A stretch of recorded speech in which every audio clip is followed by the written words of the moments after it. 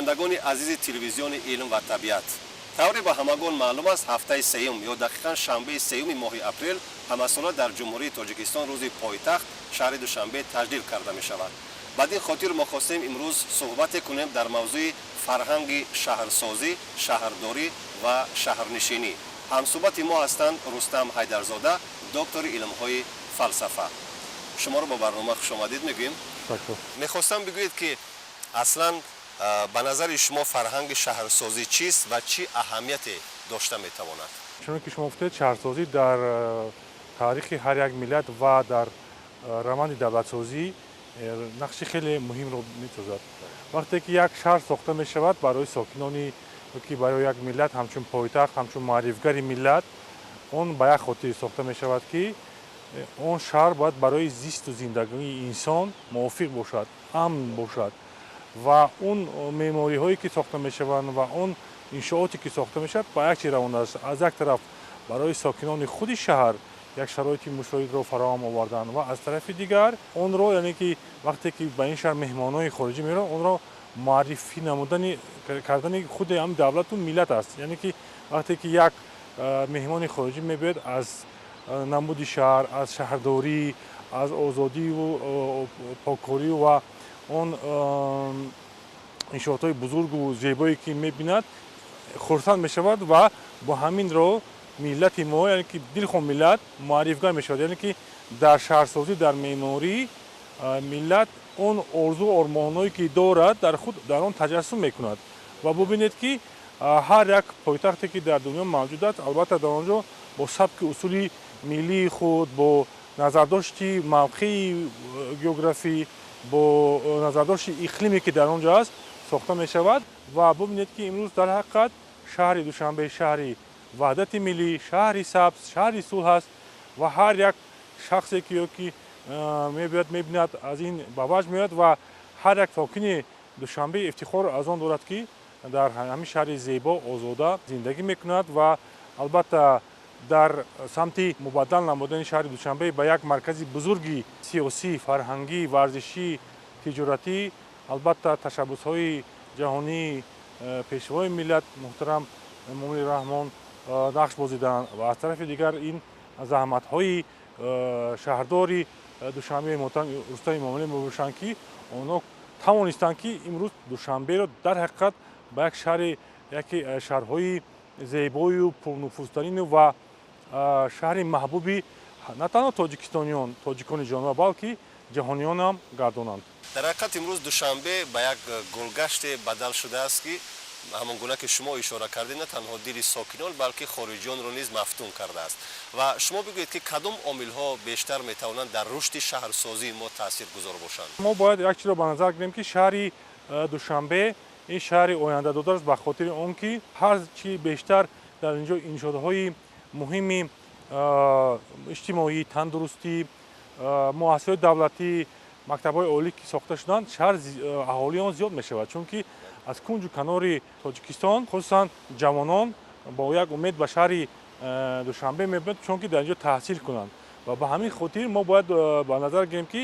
яъне ки шаҳри Душанбе дар оянда боз ҳам калонтар мешавад, боз ҳам зеботар мешавад ва иншоотҳо ва сохтмонҳое бояд карда шаванд ки ба талаботи замони имрӯза мувофиқ бошанд, яъне ки аз ҷиҳати технологӣ, аз ҷиҳати равақамикунонӣ мусоид бошанд. ва аз тарафи дигар зиёдшавии аҳолӣ моро водор мекунад ки мактабҳои таҳсилоти миёна, мактабҳои олӣ, марказҳои фароғатӣ ва муассисаҳои варзишӣ бештар сохта шаванд, чунки мо шаҳри ҷавон ҳастем, шаҳре ки боз инкишоф меёбем, рушд мекунем ва бо назардошти он ки дар оянда Тоҷикистон як давлати хеле муҳим аз ҷиҳати геополитикӣ арзёбӣ мегардад, бояд ба назар гирем ки Душанбе дар оянда мизбони чорабинои сатҳи хеле олӣ хоҳад шуд ва аз ин роҳ бояд ки бештар меҳмонхонаҳо сохта шавад, инфраструктура ки барои меҳмонҳои хориҷӣ яъне ки хизмат мекунад. Яъне ки ду омила ки зиёдшавии аҳолӣ ки Душанберо интихоб мекунад ба хотири он ки Душанбе барои зиндагии шоиста мусоид шудааст, амн аст ва аҳолӣ зиёд мешавад. ва аз тарафи дигар омили дигар ин омаду рафти ҳам тоҷирони хориҷӣ, сайёҳони хориҷӣ ва сиёсатмадорони хориҷӣ ки водор мекунад ки мо ҳарчи бештар ба ҳамин ҷанбаи бозам таҳким намудани ҳамин инфраструктура кӯшиш кунем. Ояндаи шаҳри Душанбе дурахшон аст. Мардуми сокинони Душанбешаҳр барои созандагӣ омода ҳастанд, хусусан ҷавонон. Ва имрӯз бубинед он навовариҳое ки мешаванд на танҳо дар худи шабакаҳои иҷтимоии Тоҷикистон инъикос мегардад, балки дар бораи шаҳри Душанбе тавсифи онро имрӯз меҳмонҳои хориҷӣ ки ба Душанбе меоянд мераванду ва интишор мекунанд. Инам нишонаи он аст ки мо дар масири рушди шаҳри Душанбе роҳи дурустро интихоб карданд ва албатта дар ин ҷо пеш аз ҳама мо бояд ташаббусҳо, меҳнатҳои шаҳрдори Душанбе муҳтарам Рустами Эмомалиро қайд намоем. ҷолиби диққат аст бинандаҳои азизи мо бидонанд ки мо дар фарҳанги шаҳрсозӣ ва шаҳрдорӣ чӣ дар гузашта ва чӣ имрӯз бештар аз кадом усулҳо истифода мекардем ва имрӯз он усулҳо идома меёбанд ё не? Агар мо ба таърихи миллати тоҷик назар кунем, тоҷикон мумкин аст ягона миллате бошанд ки дар ҳамин фазои минтақаи мо шаҳрдору шаҳрсоз буданд. Он шаҳрҳое ки имрӯз дар минтақаҳои гуногуни Осияи марказӣ мавҷуданд, асосан аз ҷониби тоҷикҳо ҳам меъморӣ шуданд, ҳам сохта шуданд. Ва бубинед ки ҳамин анъанаи шаҳрсозию шаҳрдорӣ ба мо гуфтан мумкин аст ки дар зеҳни тоҷикҳо ба таври ирсӣ омадааст ва мо ҷое ки тоҷик равад, он макону он заминро обод месозад. Мо вақте ки шаҳрсозиро ба назар мегирем, бояд на танҳо шаҳрсозии дар худи Душанберо ба назар гирем ки имрӯз кулли шаҳракҳои Тоҷикистон ба шаҳрҳо мубаддал гаштанд ва деҳотҳо ба шаҳрак мубаддал гаштанд. Ва орзуи манам ҳамин аст ки минбаъд тамоми амун шаҳрҳое ки мо дорем, шаҳрҳои бузурги ҳам шуда истоданд, онҳо ба марказҳои мисли Душанбе ба марказҳои бузурги тиҷоратию, сайёҳию, варзишӣ мубаддал гарданд ва дар ин самт яъне ки корҳо идома доранд. Ва агар аз ҷиҳати меъморӣ нигоҳ кунем, тамоми он иншооте ки сохта мешаванд, якум бо принсипи шароити беҳтари хуби экологӣ доштан, яъне ки сохта мешаванд, яъне ки бояд зистан дар Душанбе масалан шаҳр ё ки дар хонаҳое ки инҷа аст, бояд аз ҷиҳати экологӣ мусоид бошад. Ин принсипро дар тамоми иншоотҳо ва сохторҳое ки мо дар Душанбе мебинем, яъне ки риоя карда мешавад. Ва дуввум, албатта шаҳр бояд ба дастрасӣ ба омадан ба шаҳр аз ҷиҳати логистикаи нақлиётӣ ҳам мусоид бошад ки дилхоҳ шахс сокини шаҳри Душанбе аз кунҷу канори Душанбе ба осонӣ омода бояд бирасад ба марказ, ба он ҷои кори худ, ба макони зисти худ ё ба худ ба мактабҳое ки дар он таҳсил мекунанд. Ва дар ин самт бубинед ки шаҳри Душанбе чӣ гуна навоварӣ шудааст. Роҳҳои чандқабата сохта мешаванд ки ин албат аз рушди Душанбе гуфта мешавад ва нақшаваҳоам ҳастанд ки дар оянда ҳам бо ҷалби инвеститсияҳои хориҷӣ роҳҳои метрои зеризаминӣ ё ин худ роҳҳои монорелсӣ ки дар хориҷ аст, яъне ки сохта мешаванд ки инам яъне ки бо назардошти он карда мешавад ки Душанбе рушд ёфта истодааст. Ман дар муқоиса бо шаҳрҳои пойтахтҳои дигар кишварҳои Осиёи Марказӣ хусусан гуфта метавонам ки ҳатто инро ҳам коршиносои сатҳи байналмилалӣ ҳам исбот карданд ки сохтмонҳое ки дар Душанбе карда мешаванд, дилхоҳ иншоот бо назардошти талаботҳои сокинони Душанбе сохта мешаванд. Яъне ки дар ҳар як ноҳияи шаҳри Душанбе боғҳо сохта мешаванд, боғҳои хеле калон. Ва ман гуфта метавонам ки анамин фарҳанги сохтани боғҳою барои дилхушӣ, барои фароғати аҳолии Душанбе, ин як инсири хоси Душанбе аст.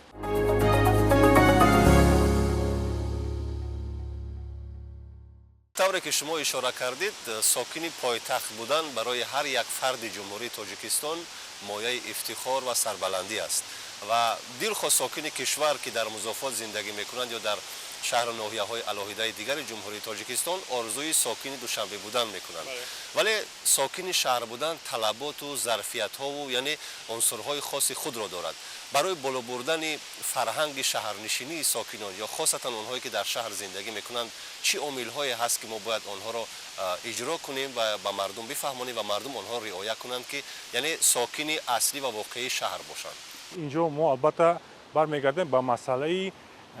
фарҳанги экологӣ, маърифати экологии сокинони шаҳри Душанбе ки албатта дар ин самт аз ҷониби шаҳрдорӣ ки душанбе бисёр корҳо анҷом дода шудааст ва мо мебинем ки рӯз ба рӯз шаҳри душанбе зебову ободтар мегардад ва албатта сокини они шаҳри душанбе ҳам кӯшиш мекунанд ки саҳми худро бигзоранд. Масалан дар дилхо муассисаҳо маҳалҳо рӯзҳои шанбе дастсаҷомона мардум бо як рӯҳияи баланд барои гузарондани шанбегӣ мебароянд, барои ободу тоза намудану поккорӣ намудани гирду атрофи манзили худ кӯшиш мекунанд ки инам дар натиҷаи анамон тарғиби фарҳанги экологӣ, баланд бардоштани маърифати экологии сокинони шаҳр карда шуданд ва дар ин ҷо сол ба сол дастовардҳо ба назар мерасанд ва ман фикр мекунам дар ояндаам барои он ки боз ҳам хубтару зеботару ободтар гардад, пешниҳоди ман ҳамин аст ки як кодекси шаҳрдорӣ ёки кодекси рафтори экологӣ, фарҳанги экологии сокинони Душанбешаҳр қабул карда шавад аз ҷониби роҳбарияти шаҳри Душанбе, ки дар он ҷо албатта бо таври тавсиявӣ пешниҳодҳо бояд он унсурҳои асосии зиндагӣ дар шаҳр ва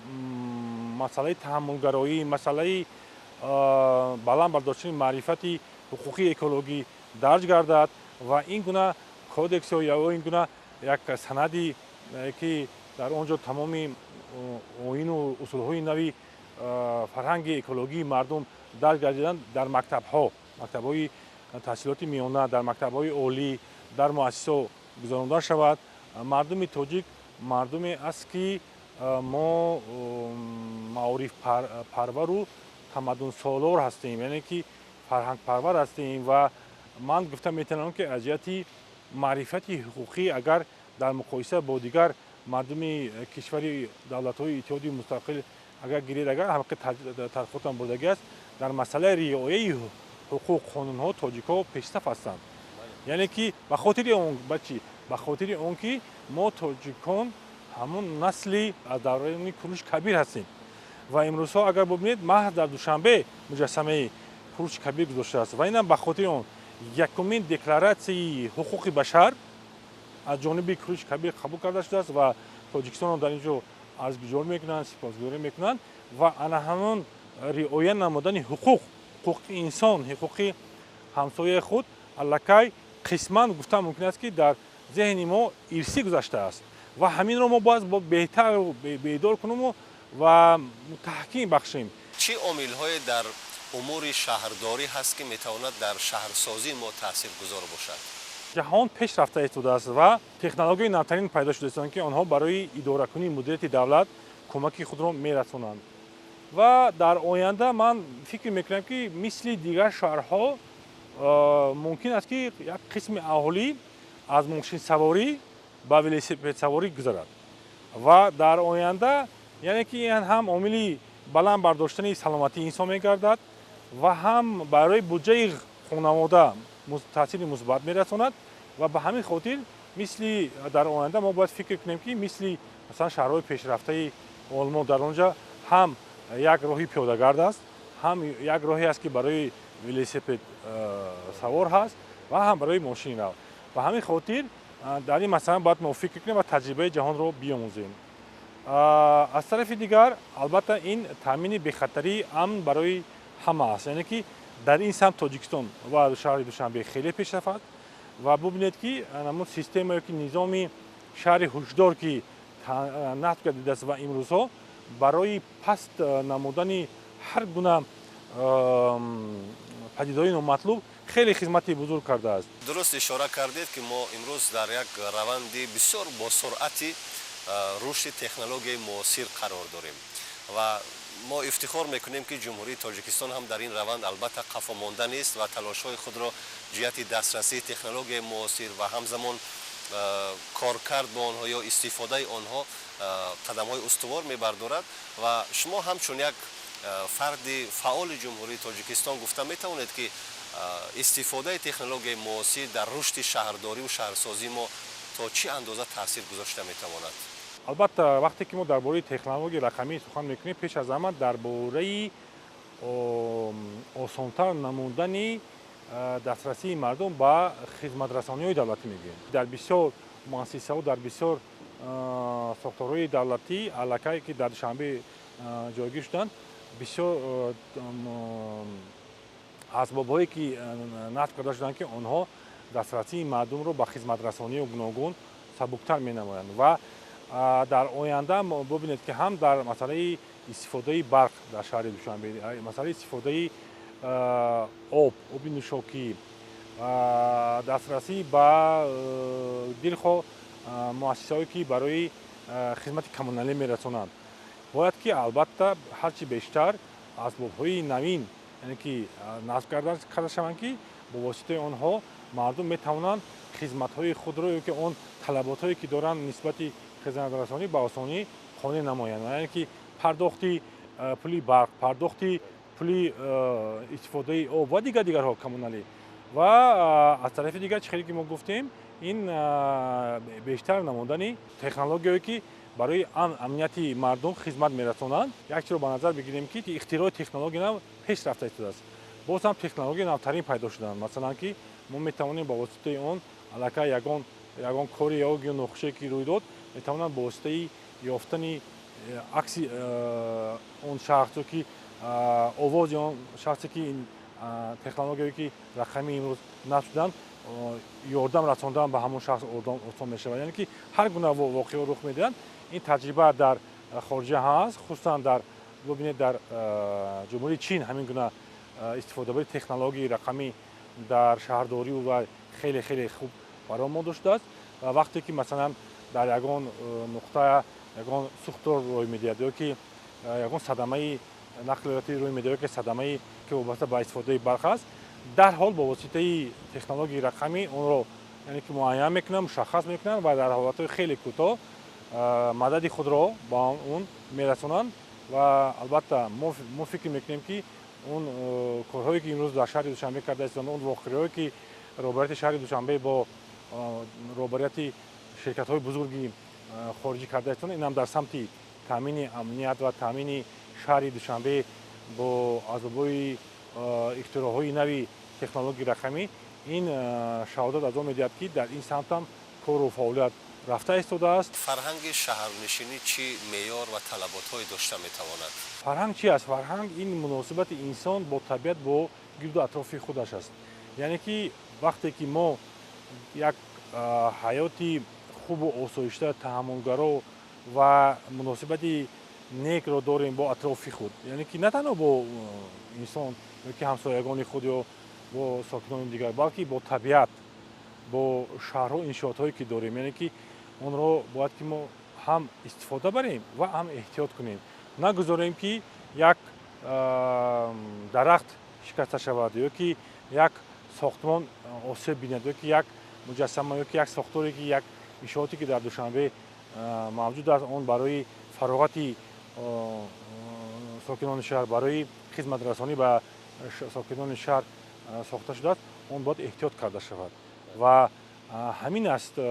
шаҳрдорӣ, яъне ки ман вақте ки дар Душанбе зиндагӣ мекунам, масъулият бояд ҳис кунам ки ин шаҳр хонаи ман аст. Инҷо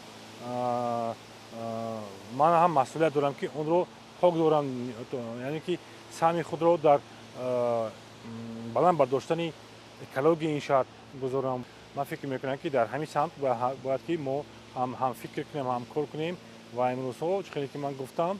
фарҳанги шаҳрдорӣ ин аз як тараф агар доштани масъулият дар нигоҳ доштани худи шаҳри Душанбе кунҷу канори он бошад, аз тарафи дигар саҳми мо ҳам масалан бояд бошад дар таҳкими ва рушди шаҳри Душанбе. Хусусан олимон метавонанд бо мақолаҳои хуб, бо баромадҳо суханронии худ дар масъалаи маърифати ҳуқуқи экологӣ, дар масъалаи бардоштани фарҳанги экологӣ, дар масъалаи тарбия намудани ҷавонон, хусусан дар мактабҳои олӣ, дар рӯҳияи ватандӯстӣ, шаҳрдорӣ ва эҳтиром намудани пойтахт ва нуфузи пойтахт саҳми худро гузоранд. Ҳар рӯзе ки ҳар дафъае ки як иншооти нав дар шаҳри Душанбе кушода мешавад, ифтихори мо боло мегардад. Ман фикр мекунам ки шаҳри Душанбе имрӯз дар ҳамон шакле ки рушд ёфта истодааст, бештару васеътару хубтар мешавад, яке аз унсури муҳими ҳувиятсоз аст. ҳуввияти миллии моро пурқувват мекунад. яъне ки вақте ки мо омадиму як меҳмонро овардем ба бинои масалан ҳамон парлумони тоҷикистон, вақте ки онҳо бо як ваҷд бо як ҳаяҷон нигоҳ мекунанд, моро як рӯҳи ифтихор қарор мегирад ки мо тавонистем ҳамин хел як бинои соф симои мазмуни тоҷикӣ доштаро созем. ва чанде пеш агар шумо донед дар маҷмаи истиқлол, дар боғи маҷмаи истиқлол ҳатто суманаки калон гузошта шуд ки инам хоси шаҳри Душанбе аст. ба ҳамин хотир гуфтам мумкин аст ки албатта шаҳри Душанбе шаҳри ҷавонон аст, шаҳри лолазор аст ва шаҳри Наврӯз ҳам аст. ва мо бояд ки ҳамин мавқеи худро дар ояндаам нигоҳ дорем. чӣ хеле ки дар хориҷа арча мегузоранд, мо ҳам соли нави хӯрамондо ҳамин суманики калонро мегузорем ва умед дорем ки дар ҳамин анъанаи Душанбе яъне ки паҳн мегардад ва мо ифтихор мекунем ки Душанбе дар бисёр мавридҳо тавонистааст ки дар ҳақиқат ҳамин фарҳанги миллии тоҷиконро маърифӣ намояд. бисёр ташаккур мекунем барои як суҳбати бисёр самимӣ, барои як суҳбати бисёр коршиносона, барои як таҳлилҳои бисёр баҷо ва воқеан ҳам шаҳри Душанбе имрӯз ба як шаҳре бадал шудааст ки сокин будани он барои ҳар як фарди ҷумҳурии Тоҷикистон ифтихор аст ва дилхо нафар мехоҳад ки дар шаҳри Душанбе ҳам кор кунад, ҳам зиндагӣ кунад ва ин орзуи ҳар яки мо аст. бори дигар аз шумо ташаккур мекунем барои як суҳбат ва бинандагони азиз, шумо барномаи суҳбати рӯзро тамошо кардед дар мавзӯи фарҳанги шаҳрсозӣ, шаҳрдорӣ ва шаҳрнишинӣ ва меҳмони мо буданд корманди Академияи миллии илмҳои Тоҷикистон, доктори илмҳои фалсафа муҳтарам Рустам Ҳайдарзода. ба умеди рушди бемайлони ҷумҳурии Тоҷикистон, хосатан пойтахти зебои он шаҳри Душанбе, мерасем ба анҷоми барномаи суҳбати рӯз. то дидори дигар, саломату сарбаланд бошед.